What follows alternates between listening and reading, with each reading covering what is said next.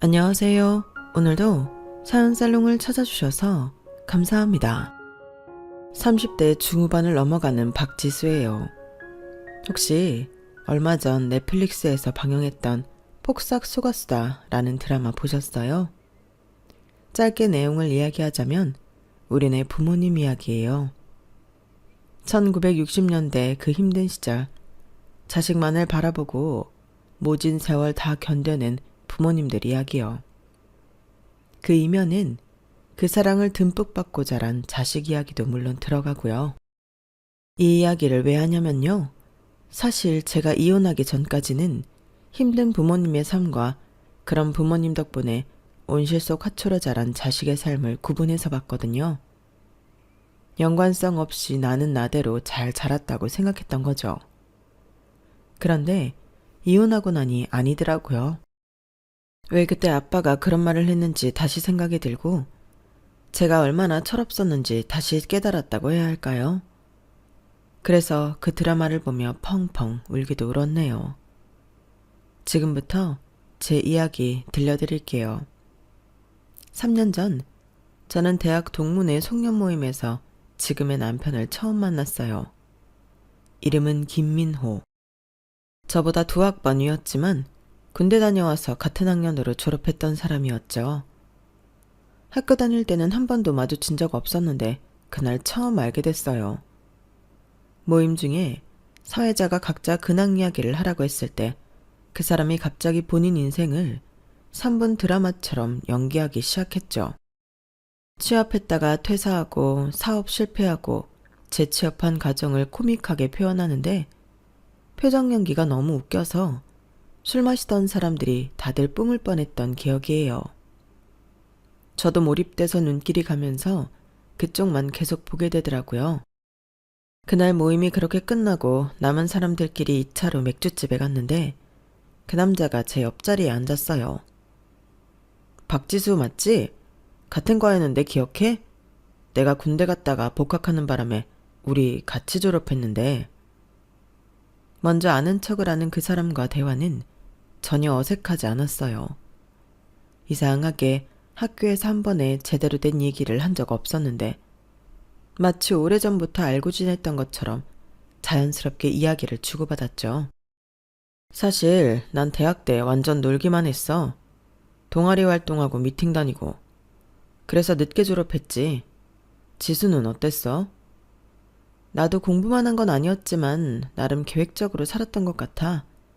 취업 준비하면서 스펙 쌓고. 그렇게 시작된 우리의 대화는 3차, 4차까지 이어졌어요. 그러다 보니 마지막엔 둘만 남아 새벽까지 이야기했죠. 그는 유머 감각이 정말 좋았어요. 제가 말하는 평범한 일상도 그가 받아치면 웃음거리가 됐고 그의 말투와 제스처에 계속 웃음이 나왔으니까요. 야, 우리 코드가 너무 잘 맞는 것 같은데 난 진짜 이렇게 웃은 지 오래됐어. 그의 말에 저도 고개를 끄덕였어요. 정말 오랜만에 편하게 웃을 수 있는 사람을 만났다는 기분이었거든요. 그렇게 그날 연락처를 교환하고 우린 자주 만나기 시작했죠. 데이트할 때마다 특별한 곳에 가는 것도 아니었어요. 사회 초년생이라 둘 다 지갑 사정이 넉넉하지 못했거든요. 그래도 골목길 구석구석 숨은 맛집 찾아다니거나 한강에서 라면 끓여 먹으며 이야기꽃을 피울 때면 그게 어디든 장소는 중요하지 않은 듯 재미있고 즐거웠죠. 한 번은 비 오는 날 우산도 없이 편의점에서 컵라면 사 먹다가 홀딱 젖었는데 그것조차 추억으로 웃어 넘길 정도였으니까요. 너 같은 여자 정말 처음이야. 요즘 여자들은 데이트 코스도 인스타 감성 넘치는 카페나 비싼 레스토랑만 가자고 하는데 너는 골목 어기 포장마차에서도 행복해하니까 같이 있으면 정말 편해. 그의 말에 그냥 웃었어요. 사실 저는 그냥 맛있는 음식과 좋은 대화면 충분했기에 그가 특별하다고 느끼는 게 오히려 저 역시 신기하게 느껴졌죠. 사실 어릴 때부터 아빠에게 귀에 딱지가 앉을 정도로 들었던 말이 있거든요.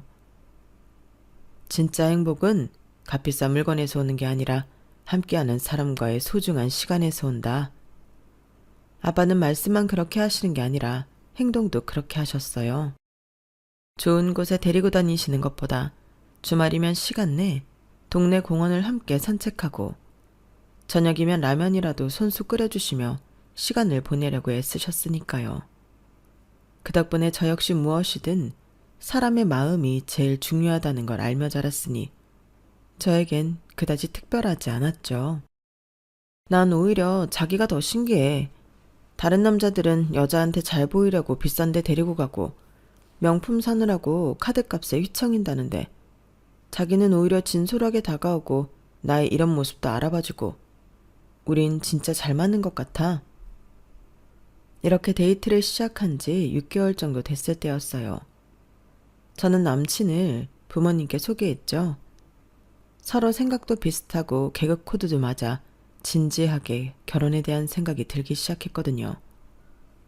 장인어른 장모님 처음 뵙겠습니다. 김민호라고 합니다. 지수랑 대학 동문회에서 만났어요.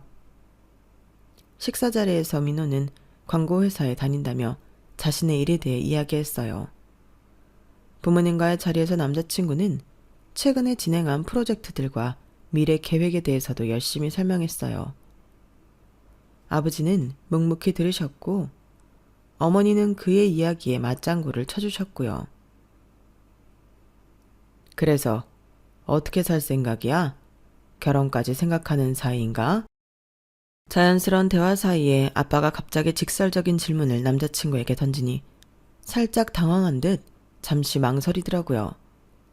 하지만 이내 단호하게 말하는 그의 모습에 듬직하다 생각했어요. 네, 그렇습니다. 지수랑 앞으로의 미래를 함께하고 싶습니다. 그렇게 첫 만남이 끝나고 남자친구가 집으로 돌아간 후 아빠는 저를 작은 서재로 따로 부르셨어요. 지수야, 연애는 네 마음대로 해도 결혼은 반대다. 왜? 오빠 좋은 사람인데. 아빠가 묻는 질문에 성실하게 대답도 했고 나랑 결혼한다고도 그랬는데 혹시 아까 결혼 생각 있냐는 말에 뜸들여서 그래? 지수야, 그 친구가 말하는 걸 다시 한번 천천히 생각해봐. 자기 미래에 대해 이야기할 때 지수가 벌어오는 돈을 몇 번이나 언급했는지 기억나? 우리가 합치면 지수 월급도 있으니까 이런 말을 대체 몇 번이나 하는 거야. 남자가 겉보리 서말만 있어도 처가살이 안 한다는 말이 있어. 물론 처가살이를 한다고 한 건 아니지만 대체 너 아니면 어떻게 살려고 말끝마다 지수 지수 그러는지. 난 또 뭐 때문에 그런다고. 아빠, 요즘은 다들 그래. 남자가 다 책임지는 시대는 옛말이지. 요즘 외벌이로 애도 못 낳아. 그리고 잘 키운 딸 대학까지 다 보내놓고 집에 들어앉아 애나 봤으면 좋겠어? 아빠 그런 거 싫어하면서 왜? 그런 걸로 오빠 트집 잡고 그래. 부모 덕 안 바라고 스스로 하려고 하는 게 오히려 더 이쁜 거 아니야? 지수야, 결혼이 생각하는 것처럼 그렇게 간단한 게 아니야. 아빠도 물론 우리 지수가 일하면서 자기 꿈 펼치길 원하지. 하지만 여자는 어쩔 수 없어.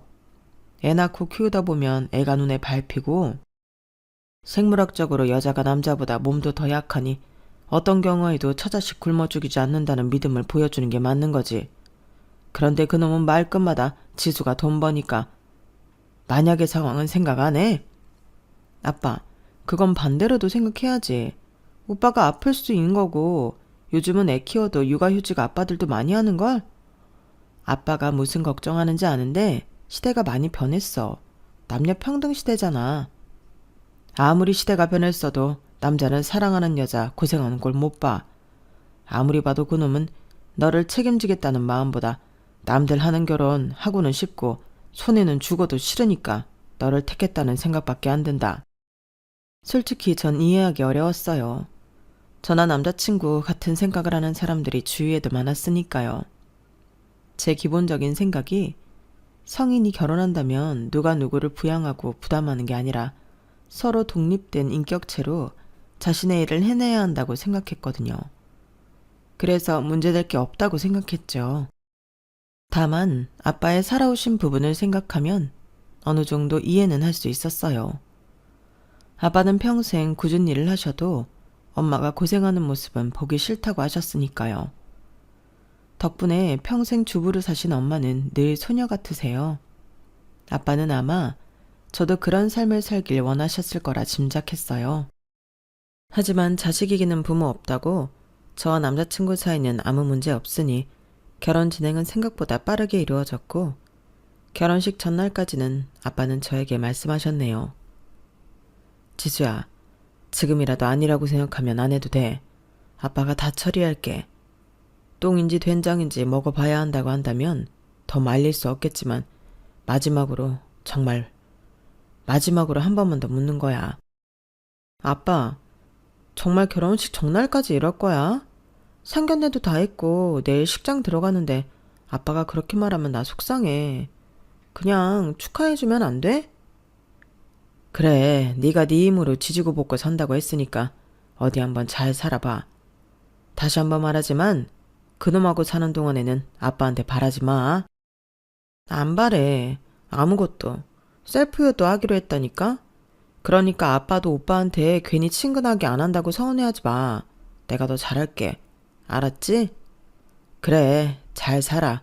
보란듯이 잘 살아. 그렇게 저는 아빠의 반대를 무릅쓰고 결혼했어요.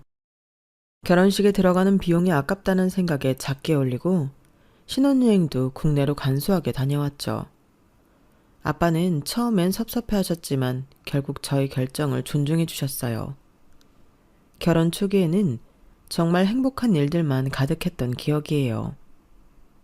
두 사람의 월급을 합쳐 생활하니 생각보다 여유롭게 살 수 있었고 집안일을 서로 분담해서 하니 힘들지도 않았어요. 오히려 퇴근 후 집에 오면 기다리는 사람이 있으니 이야기가 끊이지 않았고 이래서 다들 결혼하는구나 싶은 생각에 정말 깨소금 볶는 신혼생활을 했으니까요. 그렇게 아기 천사가 찾아왔을 땐 세상 모두가 우리 편이 된 것 같은 느낌이 들기도 했었어요. 이세 계획을 세운 지 얼마 되지 않아 찾아온 아이였기에 더 그랬죠. 임신 테스트기에 두 줄이 선명하게 나타났을 때 남편이 얼마나 좋아했는지 환호성 치르던 그 얼굴이 아직도 선명할 정도예요. 와, 진짜? 지수야, 우리 진짜 부모가 되는 거야. 이제 우리 셋이 되는 거잖아. 나 너무 설레. 내가 아빠가 된다니. 그의 환호성에 저도 덩달아 기뻤죠. 임신 초기에는 입덧이 심해서 힘든 점도 많았어요. 하지만 남편은 제가 먹을 수 있는 음식을 찾아 이곳저곳 뛰어다녔고 회사 일로 바쁜 와중에도 저를 챙기려 노력했기에 견뎌낼 수 있었네요. 지수야, 오늘 엄마랑 통화했더니 임신했을 때 배 아래가 차면 안 된대. 이거 집에서 늘 배 감싸고 있어. 알았지? 세심한 배려에 감동이었죠. 임신 중에도 저는 직장에 다녔고 남편도 자신의 일을 열심히 했어요. 퇴근 후에는 함께 출산 준비 클래스도 다녔고 아이 물품을 고르러 다니기도 했죠. 임신 8개월쯤 되었을 때 회사에서 육아휴직에 대한 이야기가 나왔어요. 지수야, 내가 먼저 3개월 육아휴직 쓰고 그 다음에 네가 쓰는 건 어때?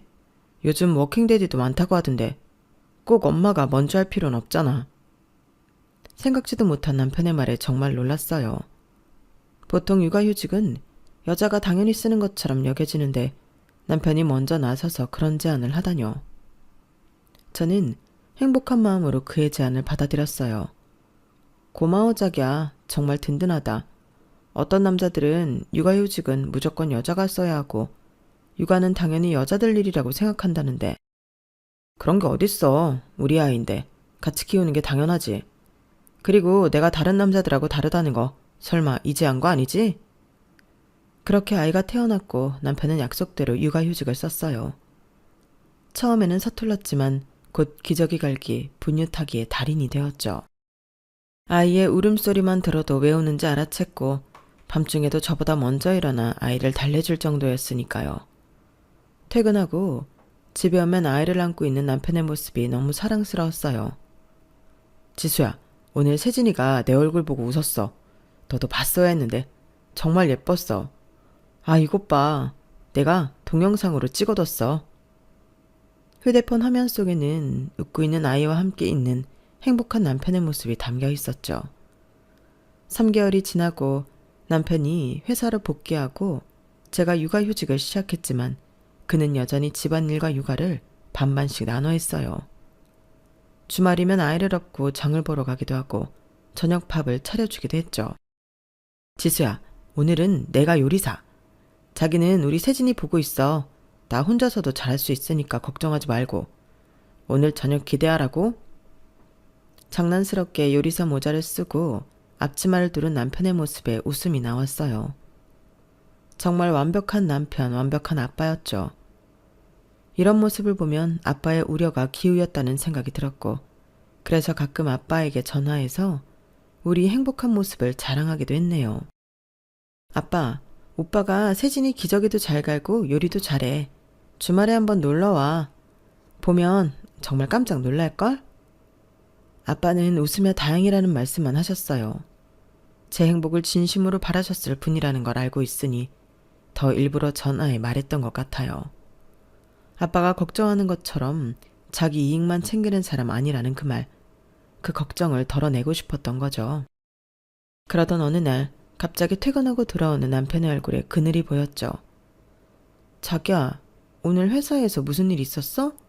점심때까지만 해도 별다른 말 없었는데 왜 갑자기 얼굴이 어두워? 퇴근하면서 엄마한테 전화 왔는데 엄마가 계단에서 넘어져서 다리를 다치셨어. 수술해야 한대. 어머, 많이 다치셨어? 지금 어디 계셔? 지금은 응급실이야. 형이 먼저 가 있고. 그럼 지금 가자 빨리. 저희는 서둘러 병원으로 향했어요. 시어머니는 계단에서 넘어져 다리가 골절된 상태였고 수술이 필요하다고 했죠. 수술비가 좀 많이 나올 것 같아. 보험은 있지만 자기 부담금이 있거든. 그렇겠지. 그래도 어떻게 부모님인데. 500만 원 정도 예상하는데 형이랑 이야기해야겠지만 간병인도 써야 해서 300 이상은 내야 할 텐데 우리 반반 부담하자. 그 말의 순간 멈칫했어요. 왜 갑자기 반반이란 말이 나오지? 라는 생각이 들었거든요. 결혼할 때부터 우리는 셀프 효도를 하자고 약속했고 각자 자기 부모님에 대한 책임은 자기가 지기로 했었거든요. 물론 도와달라면 당연히 부모니까 도울 순 있지만 반반이라는 말은 생각지도 못했어요. 반반? 그러니까 자기 말은 자기가 300 이상 내야 하니까 적어도 나보고 150은 내란 얘기야? 솔직히 갑자기 큰돈 내는 건 나도 부담이야. 명절이나 생신 때 용돈이야 예상하고 내가 드릴 수 있는 거지만 나 혼자 감당하기엔 좀 큰돈이야. 다른 데 쓴다는 것도 아니고 부모님 건강과 관련된 거니까 반반씩 부담하는 게 좋을 것 같아서. 이건 특수 상황이잖아. 안 그래? 순간 머릿속이 복잡해지더라고요. 갑자기 300만 원이라는 돈을 지출해야 한다니 큰 부담으로 느껴지는 건 맞고 부모님 일인데 계산적으로 행동하는 게 옳을까 하는 양심적 가책도 조금 느껴지더라고요. 그런저런 생각을 하다 보니 불현듯 결혼 전 아빠가 했던 말이 떠올랐어요. 자기 손해보기 싫어한다는 그 말. 하지만 대수롭지 않게 넘어갔죠. 부모님 건강과 관련된 일이라고 남편이 먼저 말했으니 나중에 제 부모님이 아프더라도 남편에게 도움을 받는다면 손해볼 건 없다고 생각했으니까요. 그래 알았어. 함께 부담하자. 시어머니의 수술은 다행히 잘 끝났고 간병인의 도움을 받아 집으로 돌아가셨어요.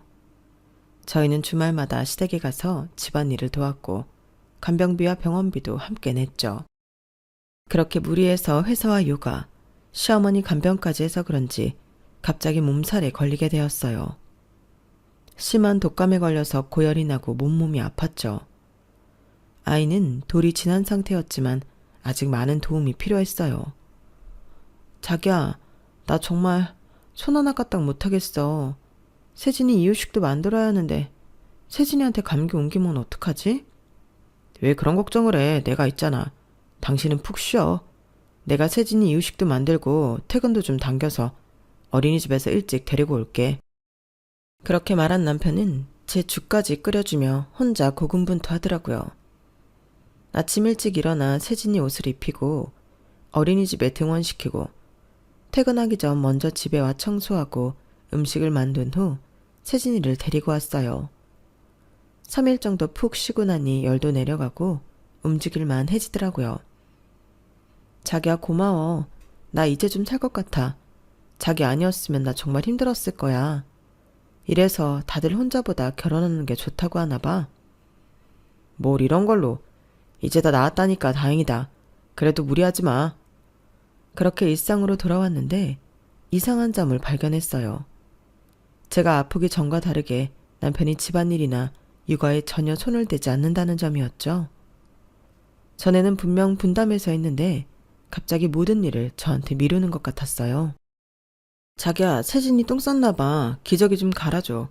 내가 저녁 준비하고 있어서 지금 기저귀를 못 갈겠어. 지난번에 늦었더니 발진 생겨서. 미안한데 지금 나 회사에서 온 메일 급하게 확인 중이야. 오늘 야근해야 하는데 일찍 나왔거든. 빨리 답변해줘야 하는 거라 이거 다 하고 할게. 그러더니 한참을 컴퓨터 앞에서 일어나지 않더라고요. 결국 제가 기저귀를 다 갈고 씻긴 후 저녁을 차렸죠.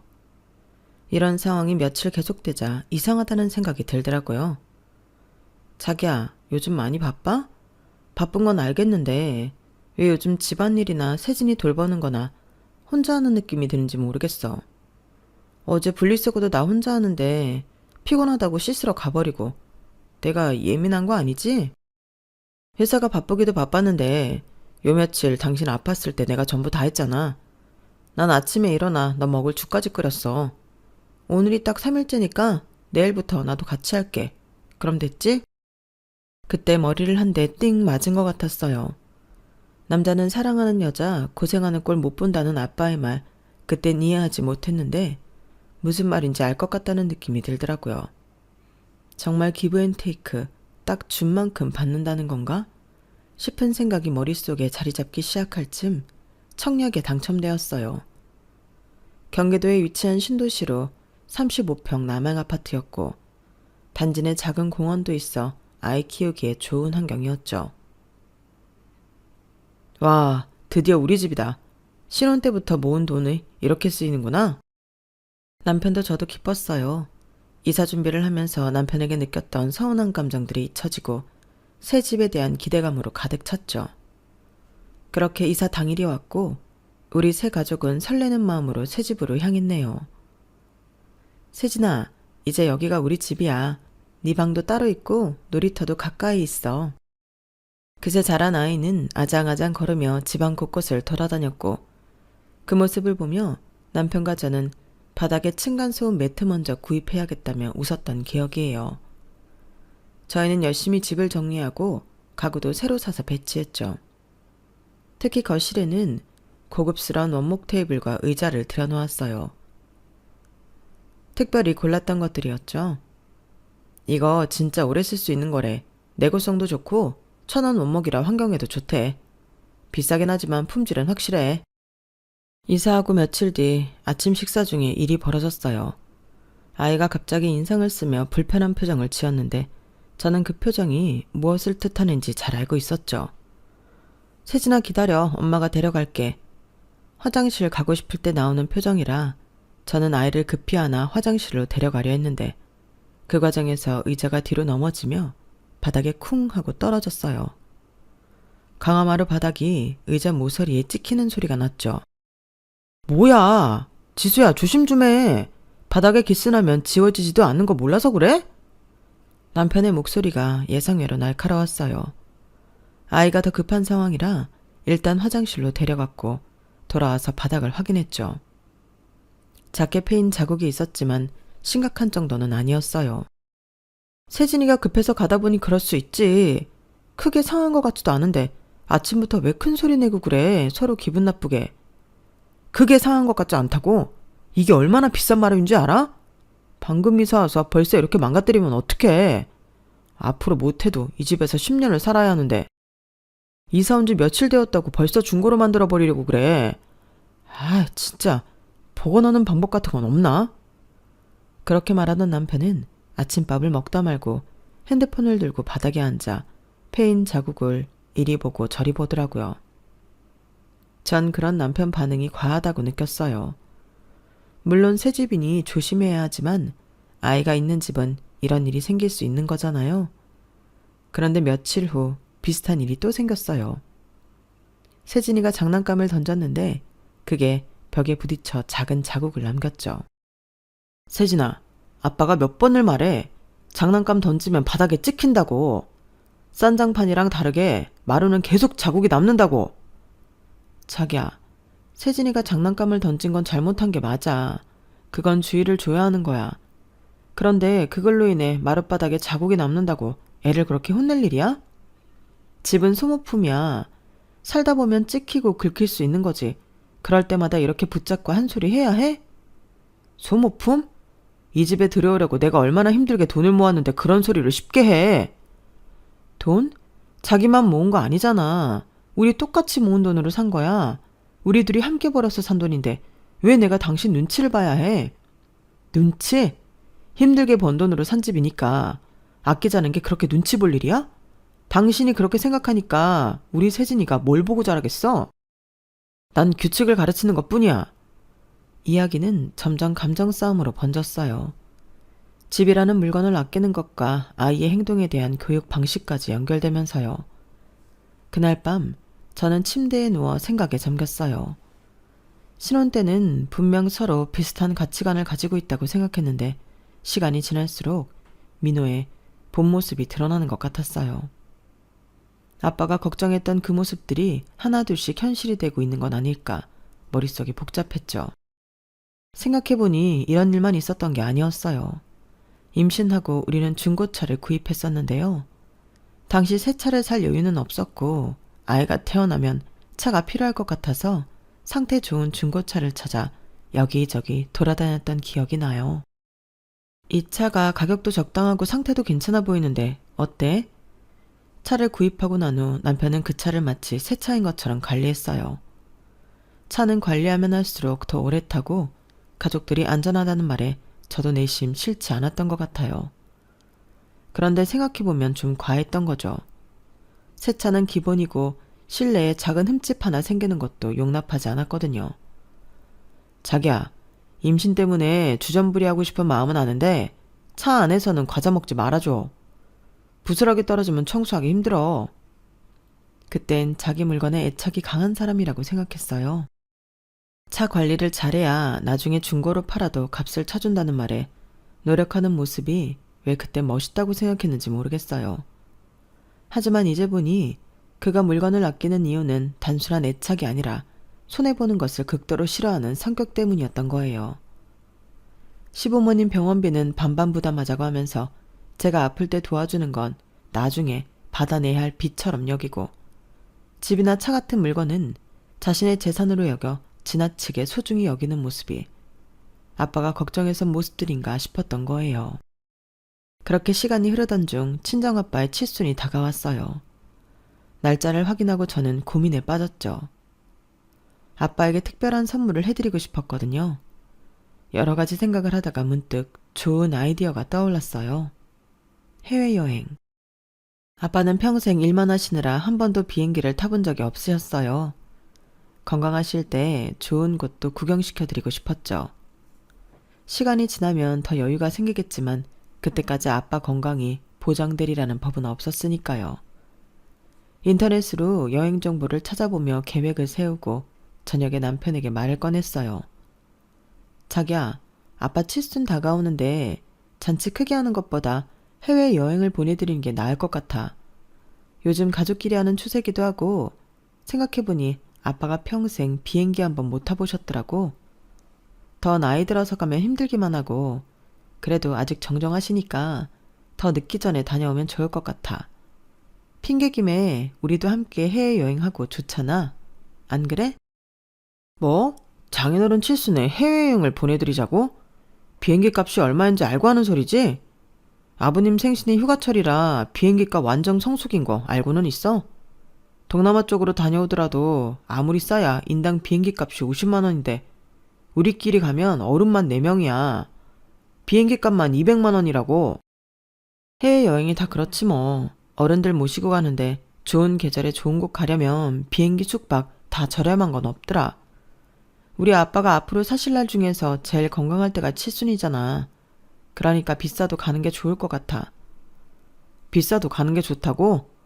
말 나왔으니까 하는 소린데 숙박은? 당신 말대로라면 숙박도 싼 데서 묵을 수 없잖아. 안 그래? 장모님 장인어른하고 불편하니 한 방에서 지낼 수도 없는 노릇이고. 세진이야 어려서 베드 하나 추가한다 쳐도 방도 2개 잡아야 하는데 숙박비에 비행기 먹는 것까지 생각하면 돈 1,000만 원 우습게 깨지겠네. 남편의 반응에 순간 말문이 막혔어요.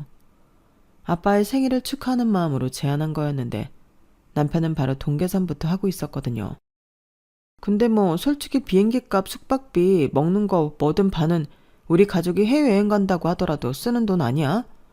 솔직히 1,000만 원 쓴다고 해도 반이면 500인데 다른 생신도 아니고 칠순인데 500도 안 해드리려고 했어? 뭐? 돈 500은 네 집 개 이름이야? 아니 무슨 여자가 돈 1,200을 쉽게 생각해. 당신 돈 있어? 아무렇지 않아? 형편에 맞게 가야지. 황새가 뱁새 쫓아가려다가 가랑이 찢어진다고 당신 속담 몰라? 뭐야? 자기 설마 내가 돈 반반씩 부담하자고 할거봐 미리 선수 치는 거야? 됐어. 당신 보고 여행 경비 부담하라는 소리 안 할 테니까 해외여행 가지 말라는 소린 그만해. 당신 그게 무슨 말이야. 돈 반반씩 부담하자고 할까봐 선수 친다고? 말 참 이상하게 한다. 형편에 맞게 가자는 거지. 우리 형편도 형편이지만 솔직히 처갓들 형편에 해외여행이 말이나 되는 소리야? 남들이 들으면 웃어.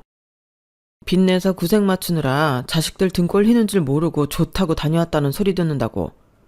내가 돈도 아깝기도 하지만 꼭 돈만 아까워서 하는 소리가 아니야. 남들이 욕한다고. 당신은 당신 부모님 동네 사람들이 손가락질하면서 자식 등골 빼먹는 부모라고 욕하고 다니면 좋겠어? 그냥 제주도나 가. 요즘 국내 여행도 좋은 호텔 많아.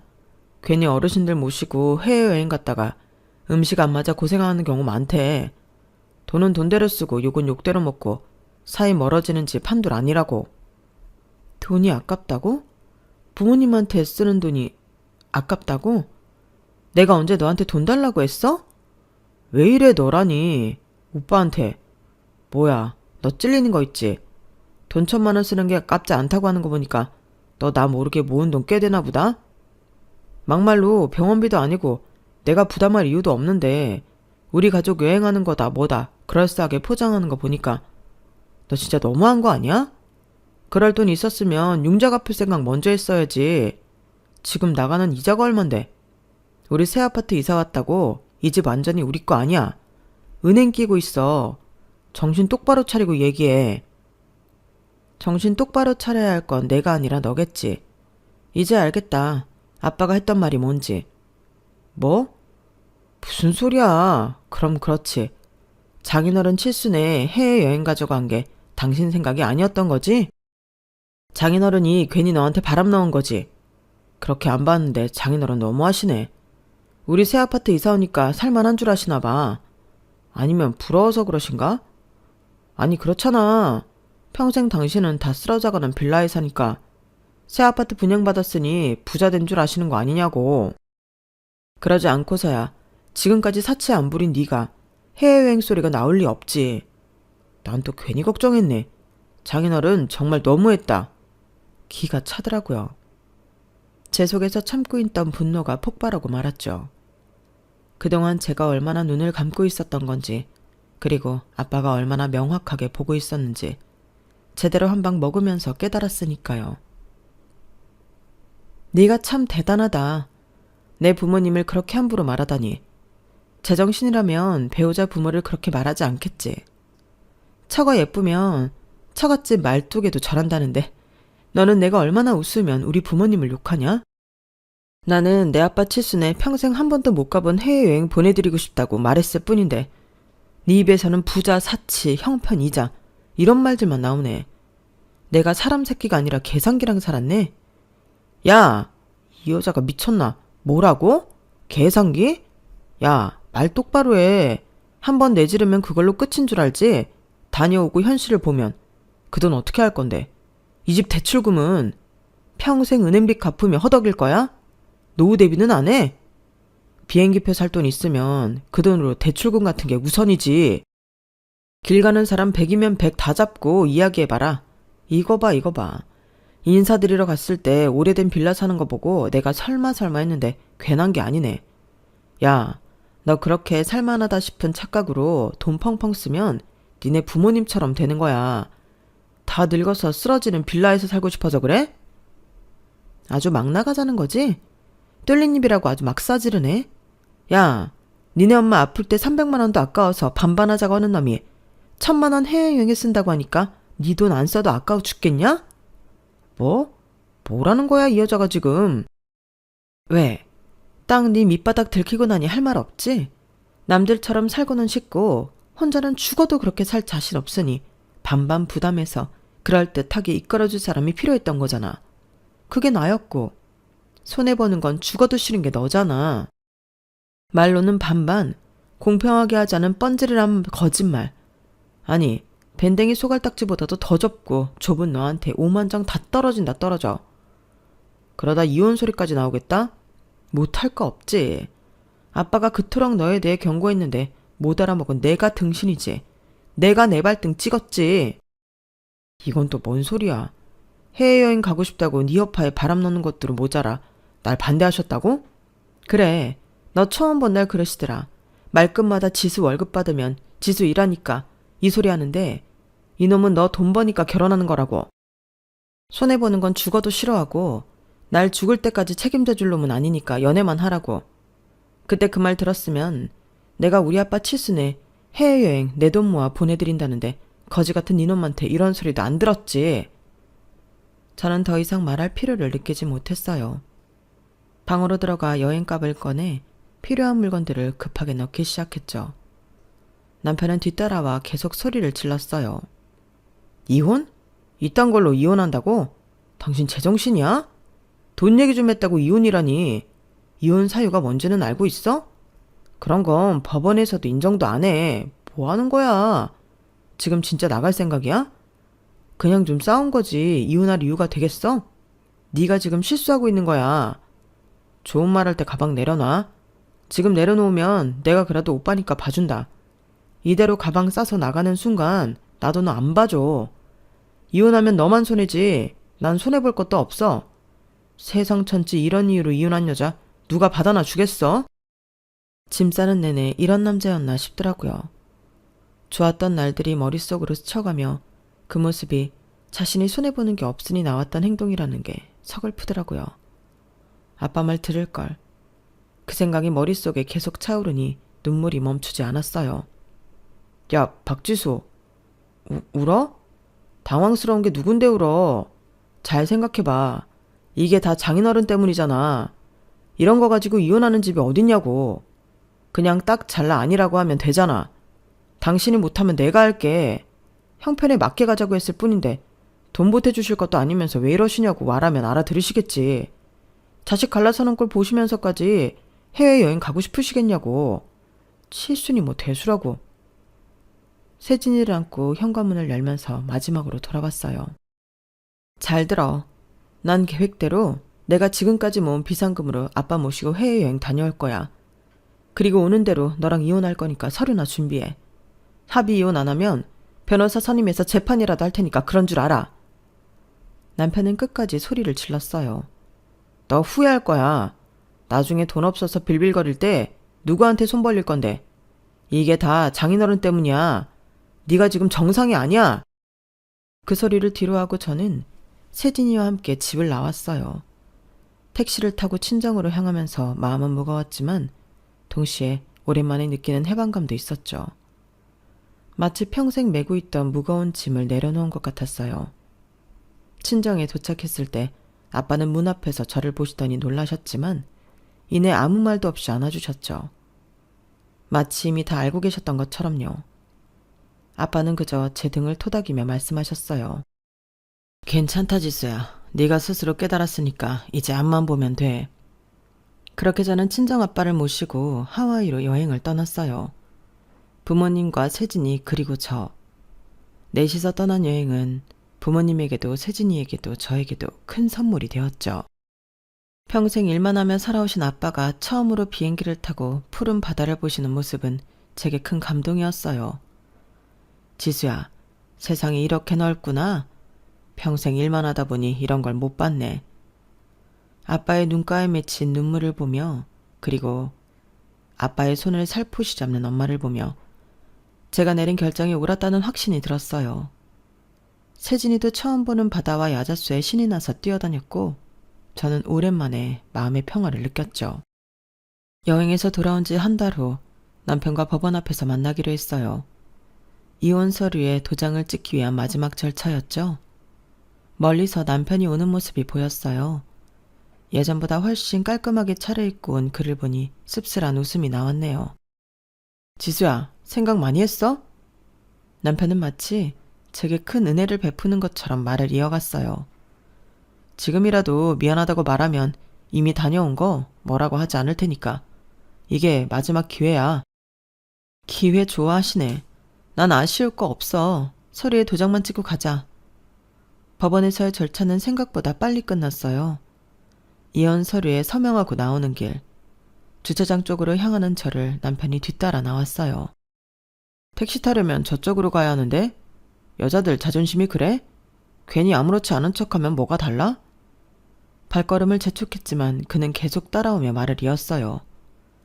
이혼 서류에 도장 찍었지만 지금이라도 마음 변했으면 말해. 너그럽게 용서해줄게. 세진이는 잘못 없잖아. 아무리 세상이 변했어도 여자 혼자 애 키우면서 살기 팍팍하다고. 오빠가 너그러운 마음으로 말할 때 못 이기는 척 해야지. 여자가 그런 맛도 없냐? 계속되는 그의 말을 무시하고 주차장으로 걸어가 차 키를 꺼내 삑 하는 소리와 함께 차량 문을 열었어요. 너 차 샀어? 남편의 놀란 목소리가 들렸어요. 그의 눈이 커진 것이 보였죠. 어디서 무슨 돈이 나서? 뭐야, 설마 로또에 당첨됐던 거야? 그래서 장인어른 칠순 여행 보내준다고 말했던 거고? 뭔가 아다리가 딱딱 맞네. 그래서 이혼도 지른 거구나. 그 돈 혼자 다 헤쳐먹으려고. 그는 흥분해서 말을 이어갔어요. 너 이거 법원에 말하면 로또 당첨금 반반 되는 거야. 이거 혼인 중 취득한 재산이라고. 그의 말에 피식 웃음이 나왔어요. 착각하지 마. 아빠가 너 같은 쓰레기랑 이혼 잘했다고 나에게 주신 선물이야. 뭐? 지금 그 말을 믿으라고? 오래된 빌라에 사시는 양반이 로또라도 맞았대? 그렇다고 멀쩡히 잘 사는 딸 자식 이혼시키고 차를 사주는 게 말이 돼? 왜 말이 안 돼? 아빠가 이혼 잘했다고 그 빌라 단지 다 나 주신댔는데. 이혼 서류에 도장 찍기 전에 증여하면 괜히 재산 문제 복잡하다고 너랑 이혼 마무리하면 빨리 넘어오라고 하셨어. 나 가봐야 해. 그만 잡아. 뭐? 남편의 눈이 더 커졌어요. 제 말을 이해하지 못한 듯 했죠. 아, 몰랐구나. 아빠가 사는 그 빌라, 그 단지 다 아빠 명이야. 아빠가 왜 이사도 안 가고 거기 사시냐고 했지? 거기가 우리 아빠 삶의 일부니까. 무슨 소리야. 그 빌라 단지가 5동인데. 그게 어떻게. 남편은 말을 더듬으며 핸드폰으로 뭔가를 검색하더니 얼굴이 창백해졌어요. 주소를 알고 있으니 보나마나 현 시세를 찾아봤겠죠. 속물답게요. 시세가 50억? 말도 안 돼. 그렇게 돈이 많으신 분이 왜 지금까지 한 번도 해외여행도 못 가시고 왜 우리 결혼할 때 도와주시지도 않고. 왜냐고? 아빠가 너랑 결혼하는 이상 10원 한 장도 도움 바라지 말라고 하셨거든. 아빠가 평생 엄마 힘들게 사는 거 보기 싫다고 이 약물고 임대사업 하시면서 자수성가하셔서 일궈낸 성과시니까.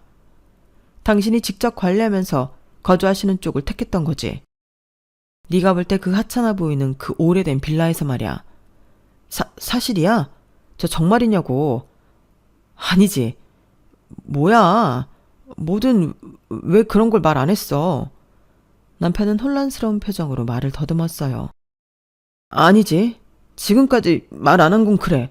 그럴 수 있다고 쳐. 뭐야. 그런 사실을 미리 언질이라도 했으면 장인어른, 아니 아버님 해외여행 가는 거 가지고 내가 뭐라고 했겠어? 해마다 해외여행 모시고 간다고 해도 내가 당연히 오케이 했지. 그래, 그랬겠지. 네 눈에는 돈만 보였을 테니까. 무슨 소리야. 내가 전에도 말했지만 형편에 맞게 하자는 거였지. 아버님 형편이 그렇다면 우리도 그럴 자격이 충분히 되는 거잖아. 50억이면 나 회사 당장 관두고 빌라 관리해야겠다. 아버님 지금까지 혼자 관리하시느라 힘드셨을 거 아니야. 70이면 이제 은퇴하시고 쉬실 때도 됐지. 안 그래? 자기야, 이대로 간다고? 우리 다시 얘기 좀 하자. 내가 말이 좀 심했던 것 같아. 자기야, 안 비켜? 비켜. 확 밟고 가버리기 전에. 안 돼. 차라리 나 확 치고 가. 못하지? 거봐. 아직 나 사랑하는 거잖아. 우리가 잠시 제정신이 아니었던 거야.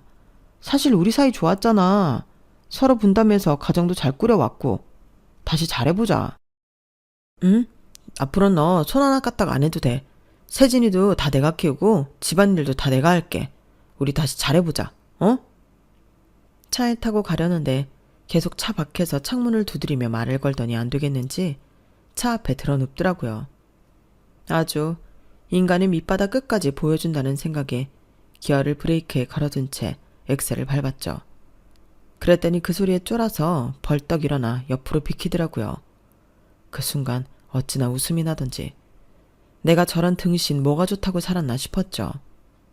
그나마 잘한 건 우리 세진이가 태어났다는데 위안을 삼기로 했어요. 법원에서 마무리를 지었음에도 불구하고 남편은 포기하지 않았어요. 집에도 찾아오고 연락도 계속했죠. 얼마나 귀찮게 굴었는지 경비실에 따로 부탁까지 해야 했죠. 한 번만 더 찾아오면 스토커로 신고할 거야. 접근금지 신청도 가능하다고 경찰에서 확인했으니까 그냥 조용히 잘 살길 바래. 제 말에 놀랐는지 이후로는 연락도 오지 않았어요. 아마 자신의 행동이 불법이 될 수 있다는 사실을 알고 두려워했겠죠. 무엇보다 손해보는 거 싫어하는 성격이니까요. 한편으론 아빠의 재산이 그놈 눈앞에 아른거릴 텐데 고소하다 싶더라고요. 그렇게 저는 친정에서 새로운 삶을 시작했어요. 세진이와 함께 아빠가 소유한 빌라 중 하나에서 살게 되었죠. 폭삭 속았수다 드라마에 보면 주인공 예순이 딸 금명이가 결혼할 때 이런 말을 해요. 왜 결혼식에 부모님 이름을 넣는지 알겠다고요. 그건 바로 부모님의 자식이기 때문이죠.